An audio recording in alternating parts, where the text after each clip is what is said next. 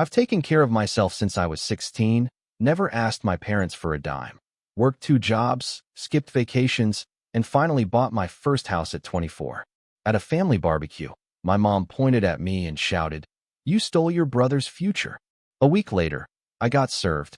My parents were suing me for ruining his chances. What happened next was honestly hilarious. I poured a decade of my life into building something for myself, only to have my own parents turn around and try to take it all away. They sued me, not for something I did wrong, but for daring to buy my first house before my golden child brother ever could. I was just 24 when I finally locked down my first house.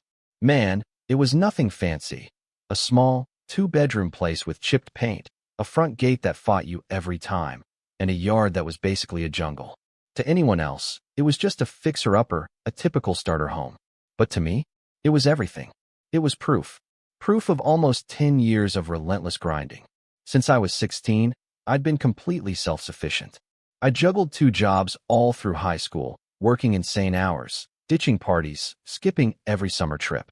My friends would be posting these carefree photos from beaches and mountains, and I'd be stocking shelves at the gas station until 3 in the morning.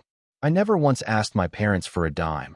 Not for rent, not for college, not even for gas money. Honestly, they rarely offered, so I just stopped expecting it. I knew if I wanted a future, I had to build it myself, brick by agonizing brick. Part of me, the naive part, really thought they'd be proud. Not a parade, not a huge fuss, but maybe a simple, "Hey, good job, son." What I got instead was this chilling silence. And then, the barbecue. Oh, that infamous family barbecue. It was supposed to be a celebration, a casual weekend gathering with cousins, burgers, and cold beer. Mom had asked me to come over early to help set up tables. I actually thought, for a fleeting moment, that it was her way of extending an olive branch, a sign that we were finally moving past the weird, cold distance that had grown between us ever since I moved out at 18. Instead, it was like stepping into a pressure cooker. The first red flag was my younger brother, Dean, sprawled on the patio like he owned the whole place.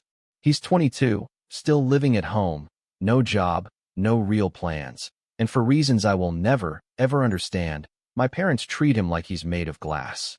He barely even glanced up at me when I walked in, just smirked and went back to scrolling on his phone. I shrugged it off. Whatever. I just started hauling chairs into the yard. About half an hour later, everyone started arriving. The whole family was milling around with drinks in hand when Mom suddenly clapped for attention. "Everyone," she announced, with this bizarre, tight little smile, "Cody's here." And then, her voice dripping with sarcasm. "Apparently he thinks he's better than the rest of us because he bought a house." I swear the world tilted a little. My cousins let out these awkward little laughs, the kind people make when they're not sure if something's a joke or if they should be genuinely shocked. I just stood there, holding a tray of paper plates, feeling a slow heat crawl up the back of my neck. Thanks," I mumbled, trying to keep my voice light, to pretend it didn't sting. But Dad wasn't joking.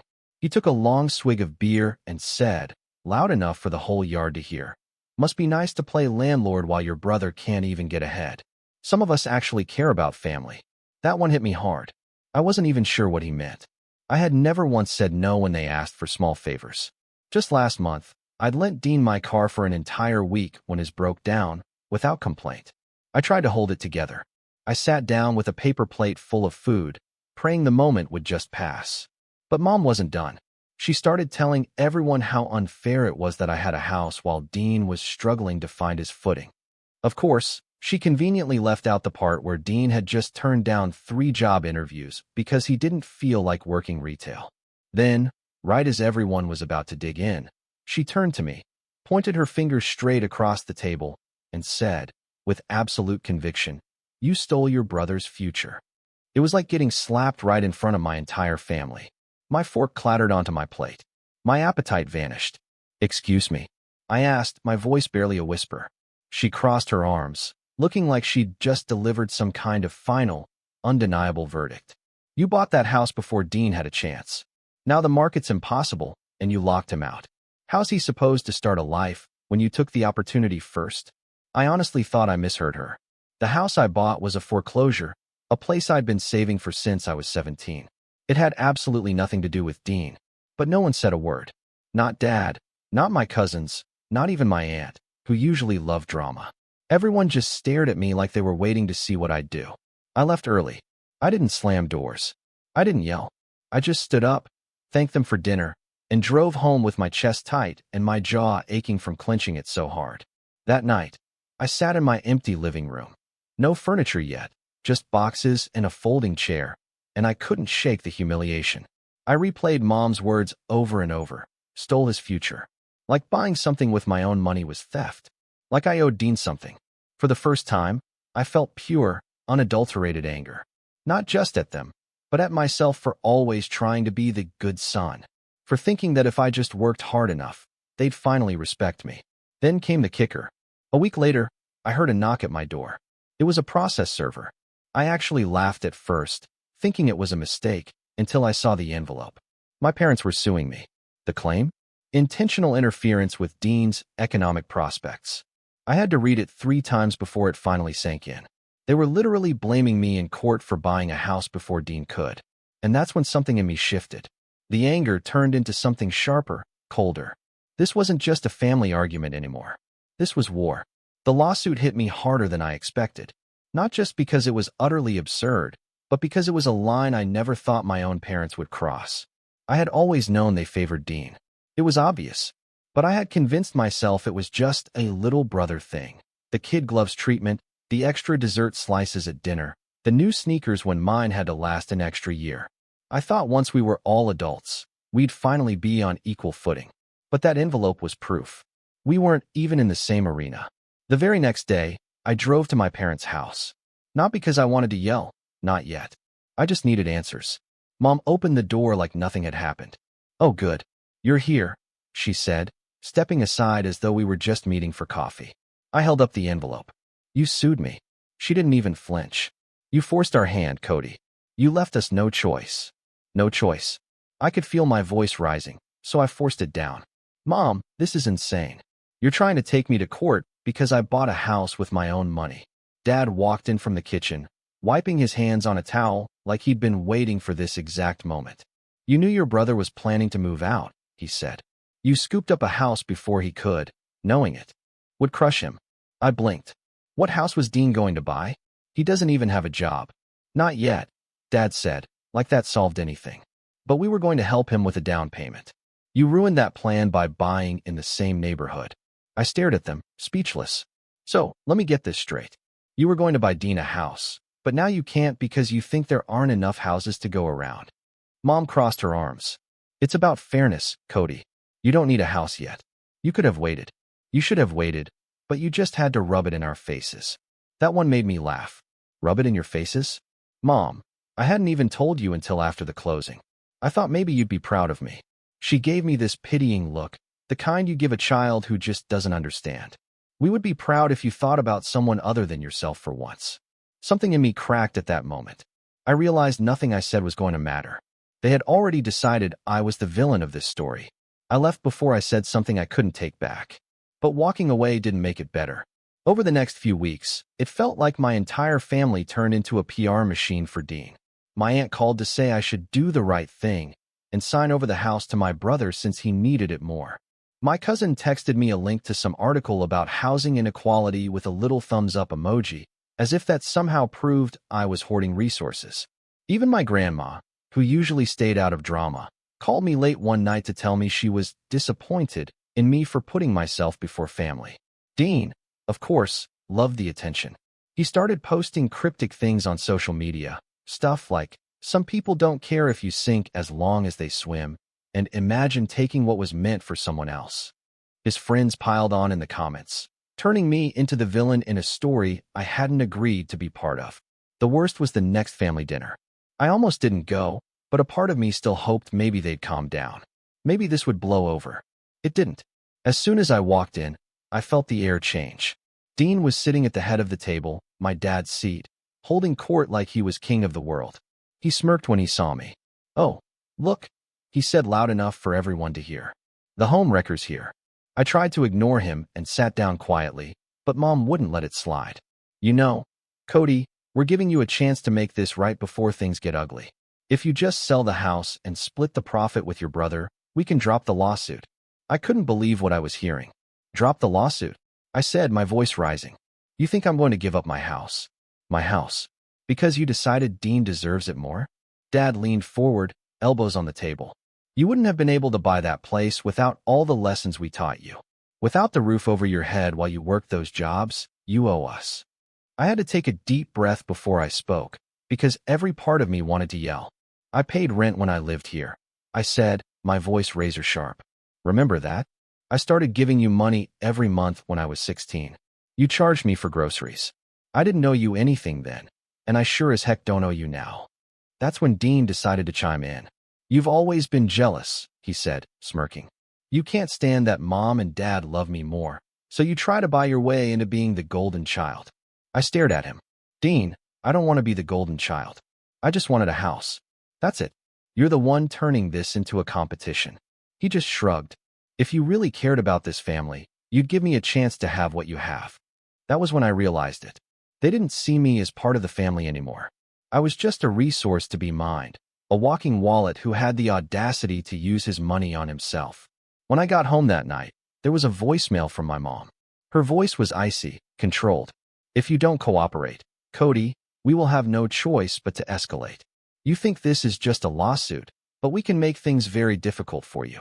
I sat there in my little living room, staring at the blank wall, and for the first time in my life, I didn't feel like their son. I felt like their enemy. And that's when the anxiety turned into something else. Not fear, not sadness, but pure, cold determination. If they wanted to fight, they were going to get one. I wasn't going to roll over this time. I wasn't going to be guilt-tripped or manipulated. But before I could act, things got worse. Much worse. A few days later, I woke up to a letter from my bank. Someone had tried to access my account using my personal information. Someone with my mother's maiden name, my date of birth, and my social security number. And that's when I knew this wasn't just a family feud anymore. It was about to become all-out war. I didn't even have time to process the bank notice before the next punch landed. That same afternoon, while I was at work, I got a call from my insurance company. They were verifying that I wanted to cancel my homeowner's policy. My heart dropped. I hadn't called them. I told them not to cancel anything and asked for details. Apparently, someone had called pretending to be me. They gave them my policy number, my address, even answered my security question correctly. The question was mother's maiden name. By the time I hung up, my hands were shaking. This was no longer paranoia. This was deliberate sabotage. I called the bank to make sure my account was frozen and set up extra security. They confirmed there had been 2 attempts to access my online banking, both from the same IP address, which they gave me. I'm not a hacker, but I know how to plug an IP into a lookup tool. It was my parents' internet provider. I felt like the room was closing in. They weren't just suing me. They were actively trying to ruin me. And the worst part? They had the information to do it. Who else but family would know your first pet's name, the street you grew up on, or the make and model of your first car? I tried to give them one last chance to explain. Maybe it was some coincidence. Maybe Dean had a friend who thought this was funny. I drove over there that evening, clutching the printed email from the bank like evidence in a trial. The house was quiet except for the sound of the TV. Mom was on the couch knitting. Dad was in his recliner. Dean was sprawled across the love seat with a bowl of chips. Did you try to hack into my bank account? I asked, holding up the paper. Dad muted the TV, but didn't look concerned. Watch your tone, son. I'm serious, I said. Did you? Because this IP address traces back here. Dean smirked. So maybe you should have better passwords. That was all I needed to hear. You did this, I said, turning to him fully. You tried to break into my account? He shrugged like it was no big deal. I just wanted to see how much you had. Thought maybe you'd have enough to do the right thing and help out. I stared at him, stunned. You don't get to help yourself to my bank account because you think you deserve something. That's illegal. Mom put down her knitting. Don't be dramatic, Cody. He's your brother. Families share things. Families don't steal from each other. I shouted before I could stop myself. Dad stood up, towering over me like he used to when I was a teenager. Lower your voice. We won't have you disrespecting us in our own house. You're suing me, I said, my voice cracking. You tried to cancel my insurance. You tried to hack my bank account. And you're worried about respect? Mom's face hardened. We had no choice, Cody. You wouldn't listen. You forced us to take action. That was the moment something inside me snapped. I realized there was no line they wouldn't cross. If they were willing to break the law, ruin my credit, maybe even get me foreclosed on just to teach me a lesson, then I couldn't keep playing nice. I left without another word, but the next week proved they weren't finished. I started getting weird calls from utilities asking if I really wanted my water and power shut off. Someone had put in cancellation requests for every service tied to my house. The gas company even sent someone out to confirm the disconnection. I stopped them just in time. It was exhausting. Every day was a new fire to put out, literally. At one point, someone reported a gas leak at my address, and the fire department showed up, pounding on my door at 3 in the morning. I stood there half asleep while my neighbors watched from their porches, whispering. I finally installed cameras around the property, and that's when I got my proof. One night, the motion alert pinged my phone, and I opened the feed to see Dean. Hoodie pulled up, walking right up to my porch. He bent down and yanked my for sale sign out of the yard, the one I had put up weeks earlier just to scare them into thinking I might move. He didn't notice the camera until after he flipped it the middle finger and walked off. The next morning, I printed the footage and took it straight to the police. I didn't want to escalate, but this was too far. They filed a report and told me to consider a restraining order. I hadn't wanted to go that route. He was still my brother, but after weeks of psychological warfare, I didn't have much of a choice. The next family dinner invitation never came, which suited me just fine, but that didn't stop them from showing up unannounced. 2 nights later, I was sitting on my couch watching TV when there was a loud banging at my door. When I opened it, Mom and Dad were standing there, furious. "Why did you call the police on your brother?" Mom demanded before I could even say hello. "Because he trespassed on my property," I said, keeping my voice calm. Dad's face turned red. "You're trying to destroy this family. You're dragging us through the mud." "You did that yourselves," I said, my hands trembling but steadying on the doorknob. "You sued me. You hacked me. You tried to shut off my water. I'm done being the bad guy just because you say so." Mom's voice went cold. "If you go through with that restraining order, Cody, you won't have a family left." I stared at her for a long moment, then said the quiet part out loud. "I don't think I do anymore." I shut the door before they could respond, my heart pounding in my chest. It wasn't just a metaphorical statement. In that moment, I realized I'd crossed a line too. I was done trying to win their approval, done playing the role of the responsible son who keeps the peace. But even with all that, the worst betrayal was still coming. And when it landed, it would change everything. Because a week later, I got a letter from my employer's HR department saying they had received an anonymous complaint about me claiming I was committing fraud, embezzling money, and unfit to represent the company. And I didn't even need to guess who had sent it. When I read that HR letter, my stomach dropped so hard it felt like the floor gave way under me. Fraud. Embezzlement. I sat there staring at the words as if reading them enough times would somehow make them mean something else. I had worked at that company for 3 years.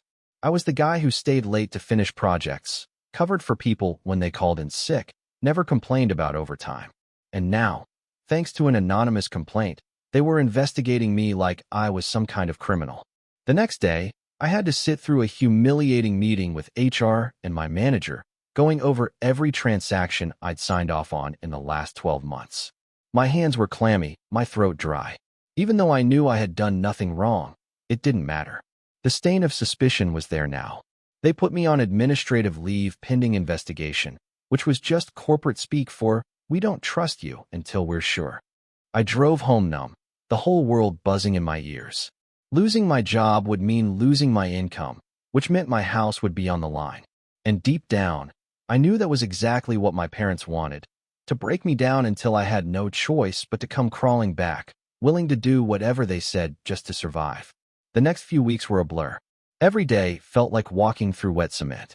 Heavy, slow, exhausting. I spent hours gathering documents for HR, bank statements, pay stubs, anything to prove my innocence. At the same time, I was still dealing with the lawsuit.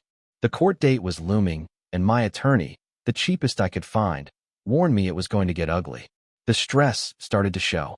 I stopped sleeping more than a few hours a night, waking up at 3 in the morning with my mind racing. My appetite disappeared. My friends noticed I was pulling away, but I didn't know how to explain it without sounding like a crazy person.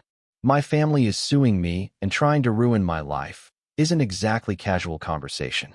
And then came the final blow. The mortgage company called. Because of the lawsuit and the HR investigation, my credit score had dropped enough that they were reviewing my loan. They weren't calling it foreclosure yet, but I could hear the warning in their tone. If anything else went wrong, I could lose the house I'd spent nearly a decade working toward. That night, I sat in the middle of my empty living room floor. Still no furniture, just boxes I hadn't unpacked because I didn't know if I'd even get to keep this place. And for the first time in years, I felt completely defeated.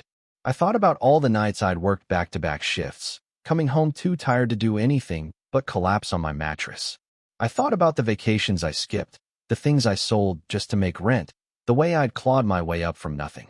And now it all felt like it could vanish because my family had decided I stole something I had earned.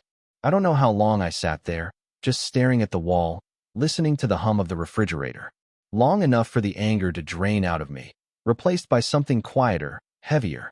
Not despair exactly, more like resolve. Because here's the thing, I've been here before. Not this exact situation, but this feeling, the bottom of the barrel, the point where you either break or you build something new. I remembered being 16, sitting in my room with a backpack full of clothes, knowing my parents weren't going to help me, and I had to figure it out alone. I remembered that feeling, and I remembered that I had survived. So that night, I made a decision. I wasn't going to beg. I wasn't going to sell my house or give Dean a dime, and I wasn't going to let them break me, even if I had to crawl through every single obstacle they threw in my way. The first thing I did was hire a better lawyer. I sold my old car to pay the retainer and picked up a cheap used one just to get to work. My new attorney actually listened, went through the case with me, and started building a strategy instead of just telling me to settle. Then I got serious about my security. I froze my credit, changed every password, put two-factor authentication on everything from my bank to my Netflix account. I installed a better camera system around the house, one with cloud storage so nothing could mysteriously disappear if someone tampered with it. I also started documenting everything. Every call, every letter, every weird attempt to mess with my life. I bought a binder and filled it with notes, screenshots, copies of police reports. I even logged the times Dean or my parents drove past my house, just in case. At work, I stayed polite and professional during the investigation, but inside, I was fuming. I started digging quietly, asking HR questions about the complaint, looking for any clue that might prove where it came from. They couldn't give me much, but they did slip up once and mention the caller had brought up my family feud. That was all the confirmation I needed. The hardest part was staying quiet. Every bone in my body wanted to go online and blast the truth, post the security footage, tell everyone what my family was really like. But I didn't. Not yet. I kept my head down, kept building my case, waiting. Because I knew something they didn't. That as much as they had tried to push me into a corner, they had left a trail. And eventually, I was going to use that trail to bury them. But before I could do that, I had to survive the worst blow of all. The court date was coming up, and I knew my parents weren't going to play fair. And sure enough, a week before the hearing, I got a package in the mail. Inside was a stack of printed screenshots, texts I had sent Dean years ago, completely out of context, carefully edited to make me look like I was threatening him. And right there on top of the stack was a handwritten note in my mother's neat script. This is what happens when you turn your back on your family. When I held that note in my hands, something shifted. It wasn't fear this time. It was clarity. I finally understood exactly who I was dealing with.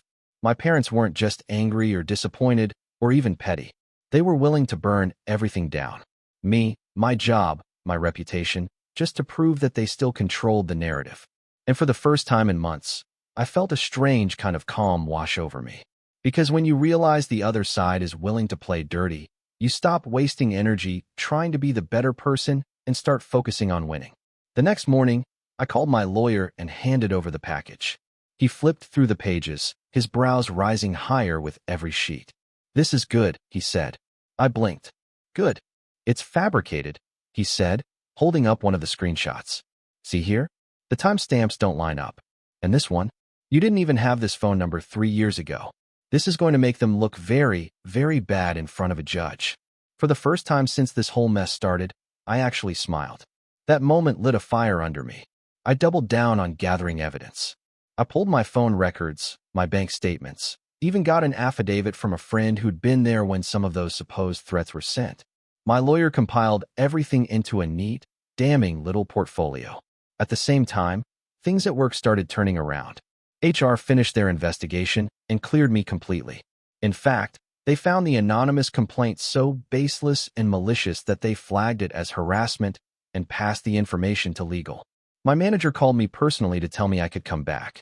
Walking back into that office after weeks of leave was surreal. People had clearly heard about the drama. I caught more than one coworker sneaking glances, but I held my head high. My manager actually offered me a new project, something bigger than anything I'd worked on before. "You've been through a lot," she said. "But we know what kind of employee you are. We trust you." Those words hit me harder than I expected. After months of being treated like a villain, it felt good to be seen for who I really was. I threw myself into the work, stayed late voluntarily this time, and by the end of the quarter, I not only finished the project, but exceeded every metric. Then came the kicker. I got a raise. A big one. It wasn't just about the money, though I won't lie, that part felt amazing. It was about taking back control of my life. For months, I had been reacting to everything my parents threw at me. Now, finally, I was building something again. I also started making changes at home. I unpacked the boxes that had been sitting in the living room for months, finally putting pictures on the walls. I mowed the yard, fixed the broken gate, even planted a little vegetable garden in the back. My house stopped feeling like a target and started feeling like what it was supposed to be, mine. Socially, I started letting people back in. I had dinner with friends, invited a few over for a small housewarming. It felt good to laugh again without checking my phone every 5 minutes, waiting for the next disaster to drop. But just because I was healing didn't mean I'd forgotten. In fact, I was planning quietly, carefully, patiently. I started digging into public records, property deeds, tax filings, even court documents. And that's when I found something interesting.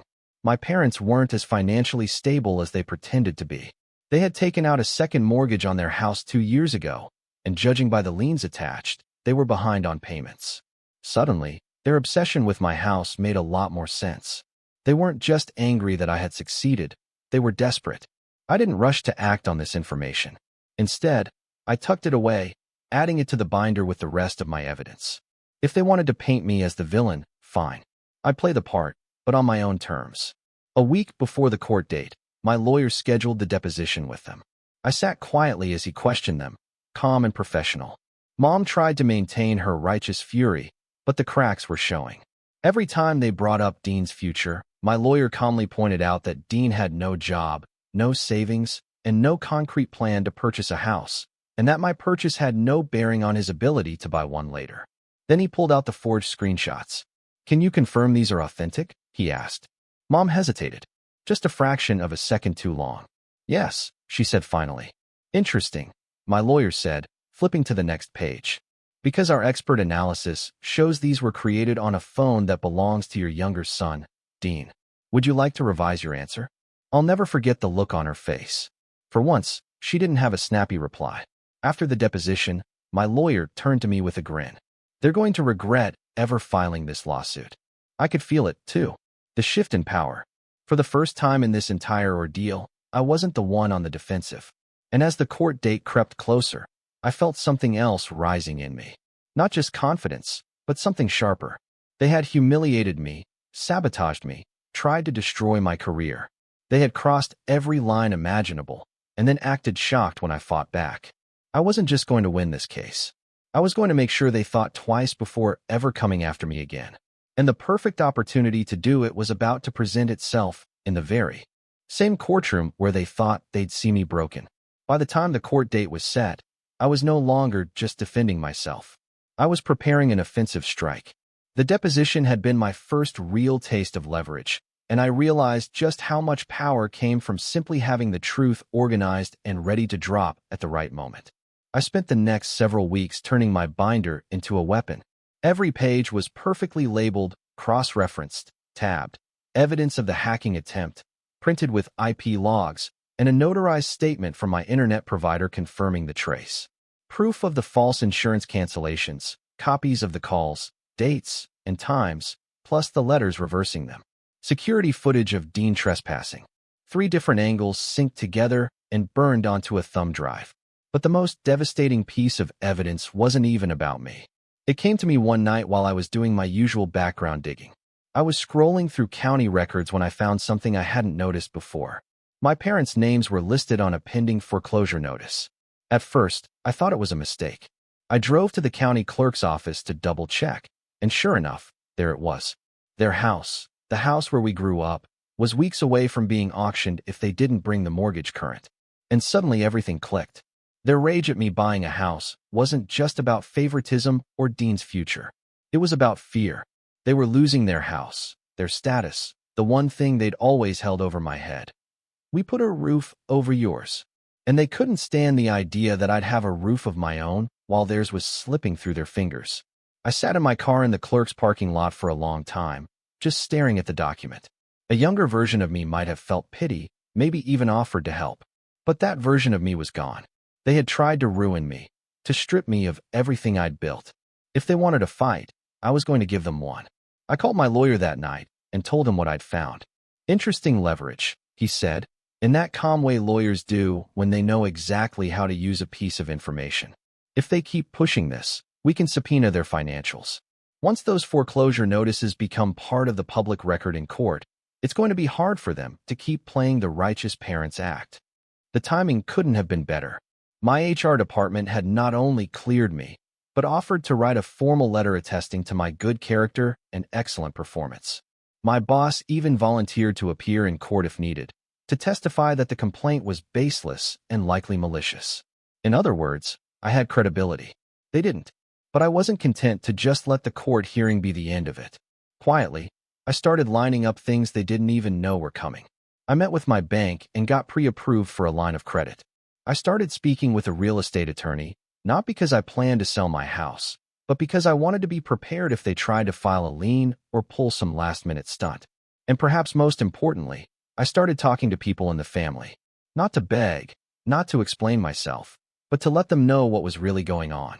I showed my aunt the forged text messages, the police report from Dean's trespassing, even the letter from HR. Watching her face change from smug judgment to quiet shock was deeply satisfying. Word spread fast after that. Cousins who had once been cold toward me started reaching out with neutral texts, the kind that say, "We're not sure what's happening, but we don't want to be on the wrong side of it." Dean, meanwhile, had no idea the tide was turning. He still strutted around on social media, posting cryptic digs about me, subtweeting about toxic siblings, even sharing GoFundMe links to raise money for his housing situation. He conveniently left out the part where he wasn't actually homeless, just mad that he didn't have a free house. Mom called me one last time the night before the hearing. Her tone was sugar-coated, which was always a bad sign. "Cody," she said, her voice trembling, "there's still time to make this right. Just sign over the house, or at least sell it and give your brother the profit. Let's end this before it gets ugly." I couldn't help but laugh. "Mom," I said, "it's already ugly, and tomorrow it's going to get public." There was a long pause on the line before she said, "You'll regret this." Maybe once upon a time I would have. But now I was ready. The morning of the court date, I put on the best suit I owned. Nothing flashy, but sharp enough to make a point. I printed 2 extra copies of the foreclosure notice and slipped them into my folder right behind the forged screenshots. Not because I was sure we'd need them, but because I wanted to be ready if my lawyer gave me the nod. Walking into that courthouse was surreal. My parents were already there, sitting with Dean at their side. Mom looked smug. Dad looked angry. And Dean, well, Dean looked like he thought he was about to win the lottery. They didn't know that the game had already changed, because this time I wasn't coming in just to defend myself. I was coming in to win, and to make sure they never forgot it. And the judge hadn't even called the case, yet when the first cracks started to appear, my lawyer quietly handed their attorney a copy of the forensic analysis on the fake texts along with a list of potential counterclaims we were prepared to file, including harassment, attempted fraud, and defamation. Their attorney's face went pale. For the first time in months, I felt like I was finally holding the cards. And the best part? I still had one more ace up my sleeve. The financial information that could blow their entire image apart in front of the whole family. I didn't plan to use it unless I had to.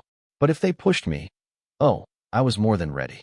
The courtroom was quiet except for the shuffle of papers and the occasional cough from the gallery. I sat straight back, my folder neatly in front of me. And for the first time since this entire nightmare started, I wasn't fighting nausea. I wasn't shaking. I wasn't second-guessing myself. The judge called our case, and we all rose. My parents and Dean moved to the plaintiff's table, and I took my place at the defense table beside my lawyer. Mom shot me a look that was meant to be intimidating, that same look she used to give me as a kid when I tracked mud into the kitchen, but this time it bounced right off me. Their attorney started with a speech that sounded rehearsed, about familial obligations and unfair economic sabotage. He tried to frame me as the selfish older brother who had deliberately purchased a property that prevented his younger sibling from establishing financial independence. The judge's eyebrows shot up at that. "Counselor," she said slowly, "you're telling me this is a case about buying a house first?" Their attorney stammered something about intent and equitable relief. I could see the frustration already setting in. The judge didn't look impressed. Then it was our turn. My lawyer stood, calm and methodical, and began dismantling their argument piece by piece.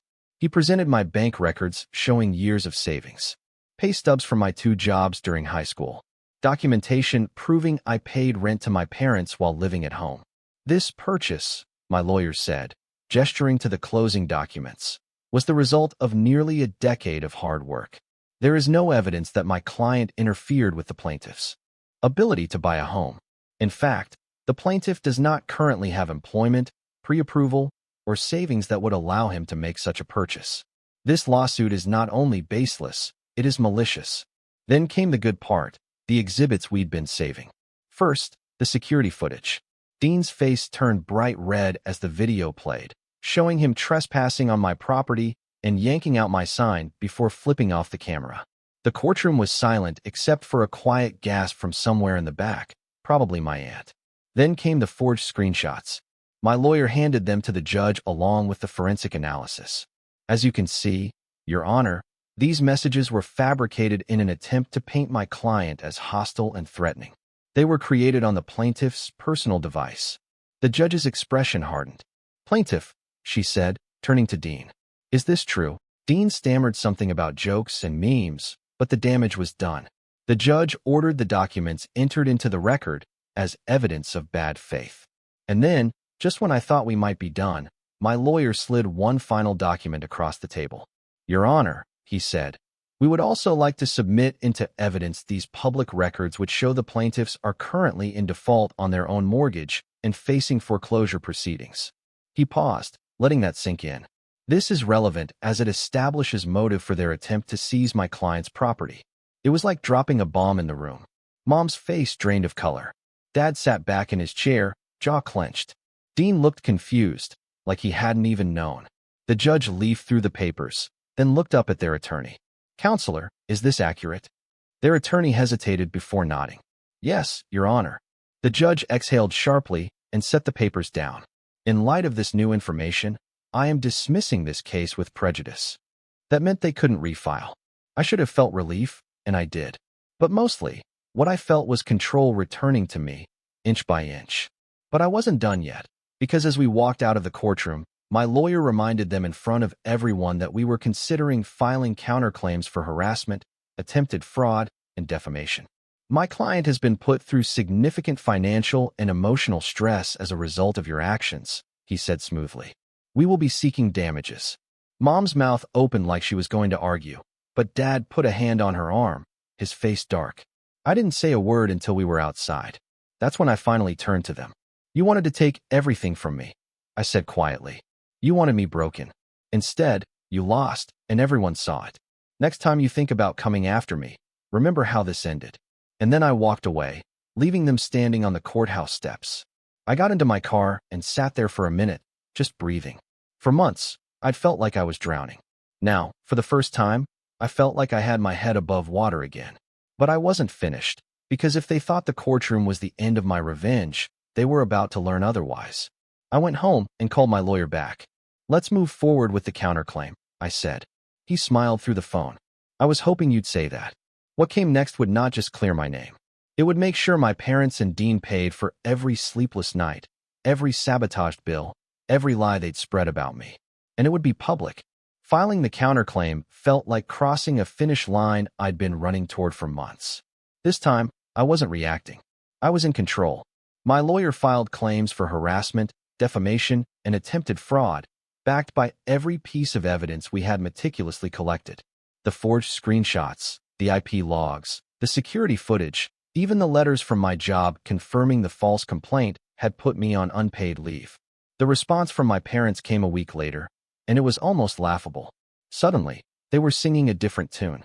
The same people who had stormed into court demanding my house were now sending carefully worded letters asking to resolve this amicably and keep the matter within the family. My lawyer told me it was a good sign. It meant they were scared, and they should have been. When the case finally went to mediation, I walked into the conference room with my lawyer, calm and collected. My parents were already there, looking worn down. Mom's face was pale, and Dad looked like he hadn't slept in days. Dean, for once, wasn't smirking. He was fidgeting with the zipper of his hoodie like a kid waiting outside the principal's office. The mediator went over the claims, outlining just how bad things could get for them if this went to trial. Dean's little stunt with the fake screenshots alone could have resulted in criminal charges if I'd chosen to pursue them. And the hacking attempt? The police report was already on file. We could have handed it over to the district attorney if we wanted. At one point, Mom tried to appeal to me directly. "Cody," she said, her voice trembling, "you're really going to drag your own family through this? Were your parents?" I looked at her for a long moment before answering. "You dragged me through this. You started this, and now you don't get to cry foul because you lost." In the end, they had no choice but to settle. The agreement was clear. They would drop any future claims against me, issue a formal written apology, which my lawyer made sure was legally enforceable, and pay restitution for the legal fees and damages I had incurred. When I signed the papers, I felt lighter than I had in months. But the fallout didn't stop there. Word of the settlement spread quickly through the family. Suddenly, all those cousins who had mocked me behind my back were texting me to say they had no idea it was that bad, and were just going along with what they were told. My aunt, the same one who had called to guilt-trip me months earlier, showed up at my door with a pie and an apology. As for my parents, the foreclosure on their house went through a few months later. They had been too busy burning bridges with me to save their own sinking ship. Dean moved into a cheap apartment on the edge of town, and from what I heard, he was still trying to find steady work. I didn't go to the foreclosure auction. I didn't need to. Instead, a few weeks after the case was officially closed, I hosted a housewarming party. It wasn't fancy, just some friends, neighbors, and a few of the cousins who had stayed neutral through everything. But it felt like the closing of a chapter.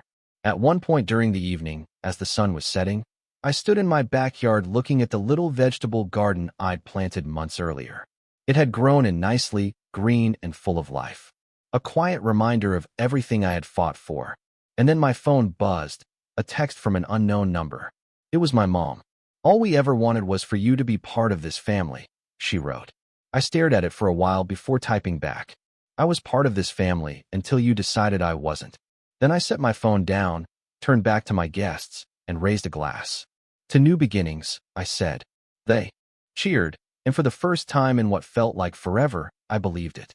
That night, as I locked the front door and turned off the lights, I paused in the hallway, listening to the quiet of my house. No footsteps from upstairs, no doors slamming, no voices telling me what I owed. Just peace. And standing there, I realized that in a way, my parents had given me exactly what I needed. Not their approval, not their help, but the freedom to stop trying to earn either one. The war was over, and I had won. If you enjoyed this story, don't forget to hit that like button, subscribe for more crazy Reddit tales, and ring the bell so you never miss the next one. And hey, share your thoughts in the comments.